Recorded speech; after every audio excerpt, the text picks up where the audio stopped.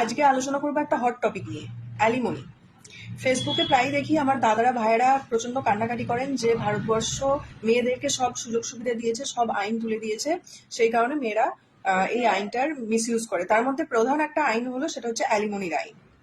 সেক্ষেত্রে আমি ভাই দাদাদের উদ্দেশ্যে বলবো, ফেসবুক একটু কম করুন, সেই সময়টা একটু পড়াশোনা করতে কাজে লাগান। কি পড়াশোনা করবেন?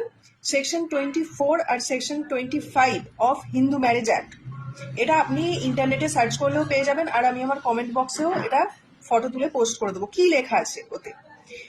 সেকশন 24 অ্যান্ড সেকশন 25-এ পরিষ্কার লেখা আছে যে পার্মানেন্ট অ্যালিমনি হোক বা টেম্পোরারি অ্যালিমনি হোক, পুরুষ এবং নারী মানে husband and wife both can claim alimony.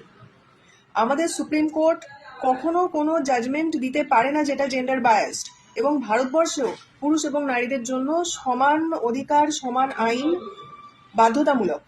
এরকম কোনো আইন নেই যেখানে শুধু মেয়েদেরকে সুযোগ দেওয়া হয়েছে, ছেলেদেরকে সুযোগ দেওয়া হয়নি।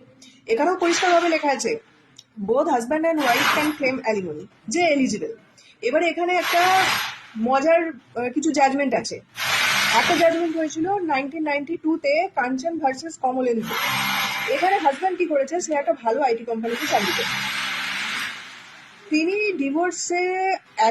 ডিভোর্সের পর বউয়ের কাছ থেকে, যাতে তার বউ ওয়ার্কিং ছিল, সেখানে তার বউয়ের কাছ থেকে যাতে অ্যালিমনি তিনি পান, তাই জন্য তিনি ইচ্ছা করে চাকরি ছেড়ে দিয়েছেন। তো এটা যখন কোর্টের নলেজে এলো, তখন ওনার হাজব্যান্ডের পিটিশন রিজেক্ট করে দিল সুপ্রিম কোর্ট। কারণ তুমি এলিজিবল, চাকরি করতে, সেখান থেকে তুমি চাকরি ছেড়ে দিয়ে তুমি বউয়ের কাছ থেকে পয়সা নেবে বলে তুমি ক্লেম করছো, সেটা তো সুপ্রিম কোর্ট কখনো সেটা অ্যাকসেপ্ট করবে না। সেখানে একটা ম্যাটার হয়েছিল চতুর্ভুজ ভার্সেস সীতাবাই, সেটা হচ্ছে 2008 সালে।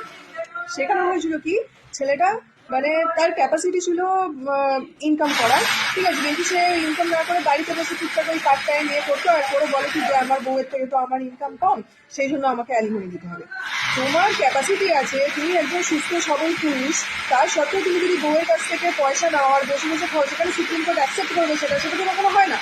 সুপ্রিম কোর্টের জজেরা কখনো মানে যা ইচ্ছা তাই জাজমেন্ট দিতে পারে না, সে অনেক কিছু বিচার বিবেচনা করে জাজমেন্ট দেয়। অ্যালিমনির ক্ষেত্রেও সুপ্রিম কোর্ট জাজমেন্ট দেয় যে মেয়েটা কত টাকা অ্যালিমনি দিলে সেটা তার জন্য এলিজিবল হবে, বা তার বাচ্চা আছে কিনা, বাচ্চার ভরণ পোষণের দরকার আছে কিনা, এইসব অনেক কিছু ভেবে চিন্তে সুপ্রিম কোর্ট জাজমেন্ট